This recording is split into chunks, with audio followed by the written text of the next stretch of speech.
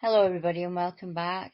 This account came into me just in the last 2 weeks, and like most of my emails I receive, it's from a person who's used to being in an area a lot and they suddenly notice changes that stand out.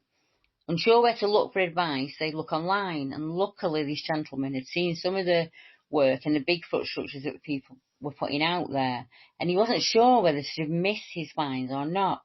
So I said the best thing that we can do is put them out there and we'll ask people's opinion. What do you think they are? Are you a bushcrafter and you can help weed these out for us? Or as a bushcrafter, are they unusual to you? So as you look at the photographs as they go past, your advice would be, greatly welcomed. And the gentleman said, "Hello, Deborah. I messaged you as I wanted to have a look at a couple of strange finds that I found when I've been out on my daily runs with the dogs. I have 3 big dogs, and they're too strong to take out all at once, so I have to rotate the walk. So I spend a good few hours a week in the woods, and my house looks over the river and into the forest, which is totally dark at night. You can't see into the tree line when it's dark or dusk. There have been a couple of times when I've been out and we were confronted with a strong smell of sulphur inside the woods. It was horrible. The stench was awful. And it doesn't seem to be from the ground or from a source that I could find. This week I found the most unlikely piece of woodcraft, which is a tree stump, upturned by the wind I presume, which has a pile of broken branches piled against it to provide a small shelter. Not randomly like the weather would, but they've been stacked or leant against it.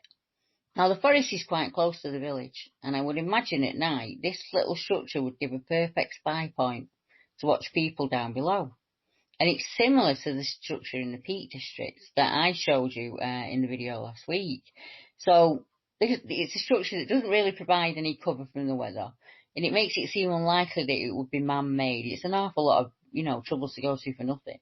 And there's no sign of bracken or debris cover. So it's just like an upturned tree and sticks next to it. You can see it in the photographs as it goes by.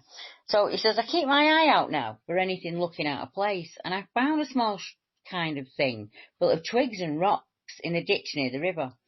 Both of these are odd, and as I say, I have no clear reason why they would be built in an area where the shelter is. My dogs, who are American Bull Terrier Feeler Brass Crosses, are not comfortable. These are dogs with no fear of anything. Their body language tells me a lot. I wouldn't say they were scared near the lean-to, but they do seem to act in a way they haven't before. For instance, for the first time ever, they let me walk out in front of them, which has never happened in the 7 years I have walked this area. The dogs are usually up ahead with me, and it did appear as if they seemed to be looking at something I couldn't see or make out.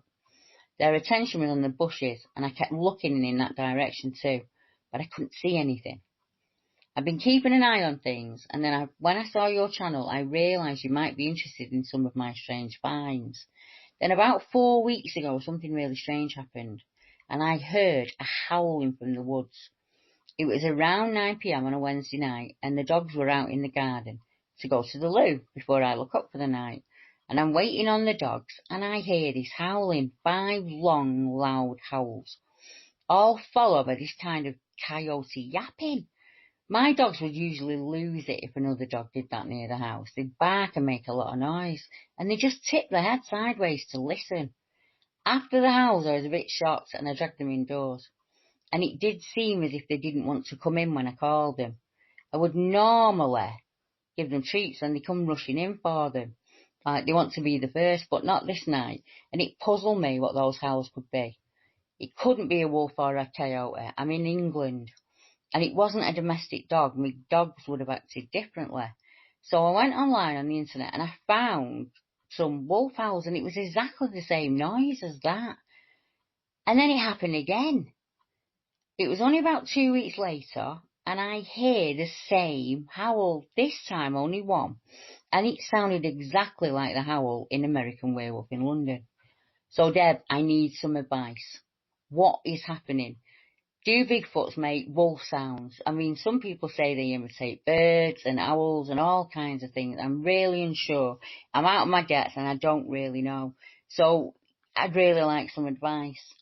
And so would I. And I will carry the account on tomorrow with the second part, as more structures appear and strange things happen. So if you've any advice, get in touch with me, please. Have a look at the shelters and let me know what you think. So until the next part, I'll say goodbye for now, and I will be back shortly.